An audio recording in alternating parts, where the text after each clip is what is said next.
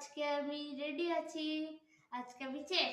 আজকে আমি Glucon D লাগাবো কি করে করতে হয়। তো এই যে আমি সব করেই রেখেছি। প্রথমে এটা একটা পুরো কি সুন্দর খেতে হবে, এবার করে দেখো আর লাইক আর সাবস্ক্রাইব করে দিও। তাহলে এবার স্টার্ট করি। প্রথমে আমি এই জলটাকে ঢুলাম, চিনি গ্লুকন ডি দেবো।